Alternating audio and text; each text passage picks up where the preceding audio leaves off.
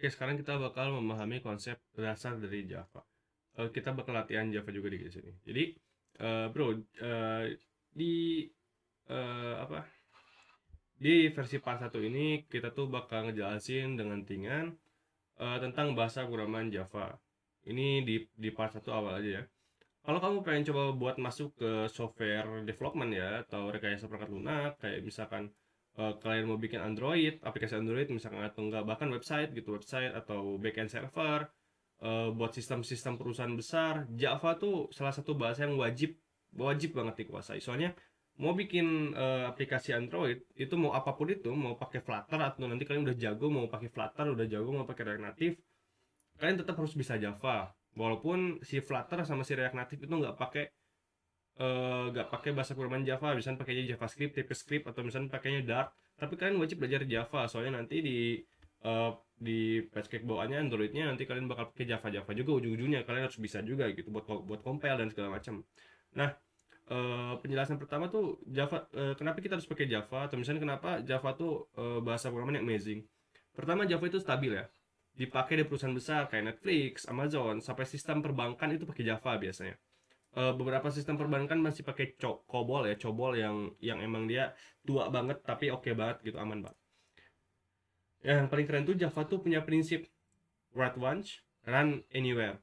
Atau kalau misalkan orang yang udah benci sama Java karena Java tuh emang bahasa programan yang cukup sulit, itu biasanya write once, debug everywhere. Nanti kalian kalau misalnya udah belajar lebih dalam Java kalian ngerti lah jokesnya. Nah, jadi kamu tuh cukup nulis satu kali dan bisa jalankan di sistem apapun yang kalian punya.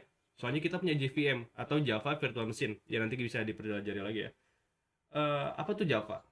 Java tuh bahasa programan yang berorientasi objek. Objek oriented programming. Kalau kalian belum tahu apa itu objek oriented programming, kalian bisa dulu nonton series OOP di video sebelumnya. Ini artinya kalian tuh bisa bikin program dengan cara memodelkan dunia nyata dalam bentuk kelas dan objek. Oke. Nah, sekarang kita lihat deh struktur paling dasar dari programan Java. Oke. Nah, di sini kita udah ada playground ya. Sini kita bisa lihat ini kita bakal clear dulu aja.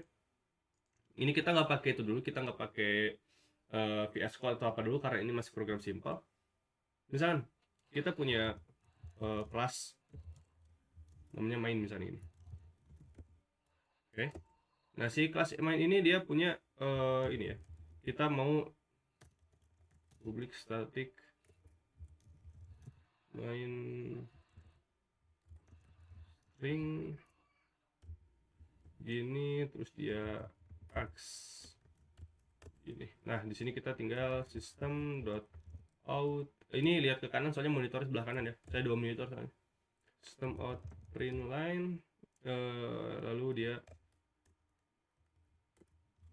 hello world gini. Nah, titik koma jangan lupa.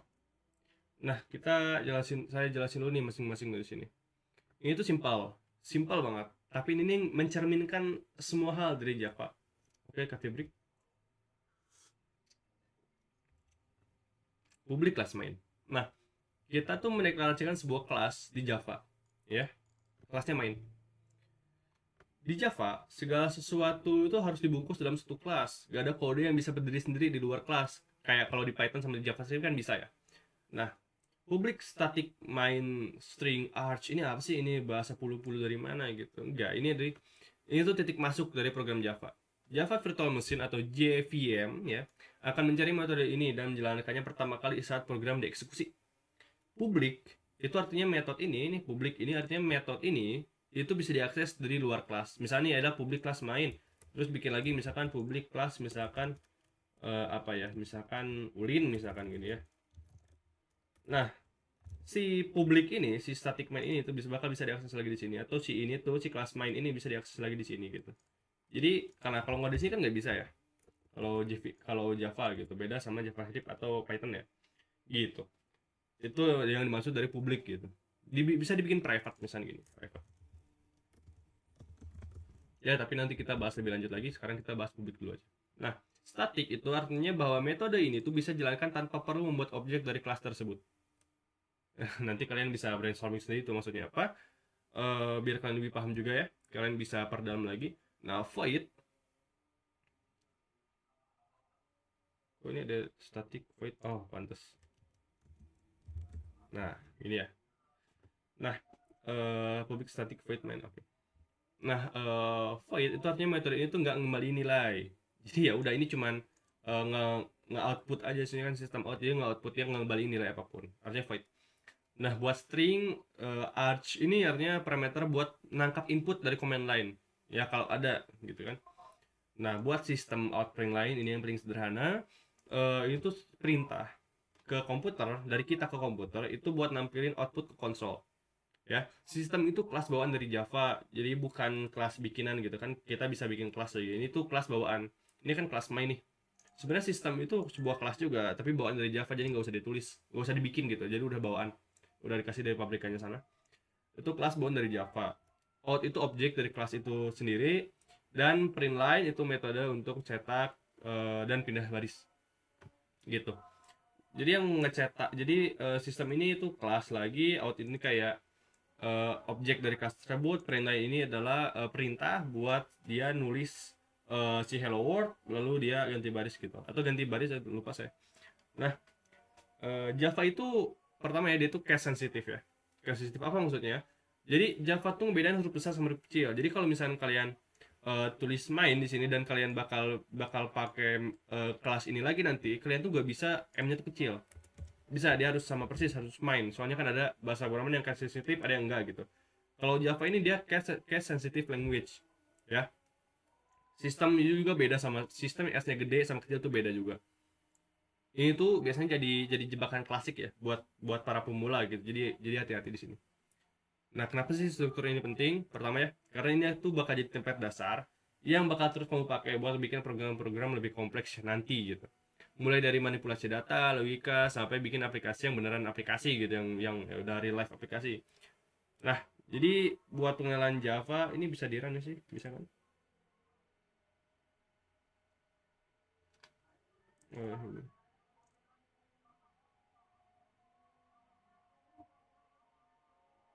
Sistem out apa ini, kok nggak bisa print line? Sudah benar.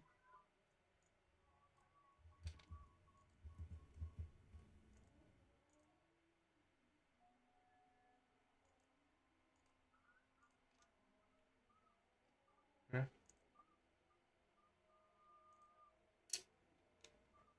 Ya mungkin ada problem lah ya sama compilernya. Jadi ya segitu aja buat Java part 1. Pengenalan Java basicnya kayak gitu. Nanti next kita bakal bahas konsep-konsep yang lebih mendalam, bahkan mungkin ngoding-ngoding tipis ya. Dari konsep umum tersebut sampai struktur dasar programnya nanti. Nah, oke. Di part 2 nanti kita bakal ada variabel, tipe data, operator, dan lain-lain gitu. Situ kita bakal mulai belajar nulis logika lah ya, dan bikin program kita itu kayak punya nyawa lah, punya ruhnya, biar keren aja. Jadi pastiin tuh lanjut nonton, subscribe jangan lupa, terus jangan lupa like sama apa, jadi share juga ke teman-temannya, biar belajar bareng lah sama teman-temannya gitu ya. Nah, sampai jumpa di video berikutnya. Keep coding. Thank you.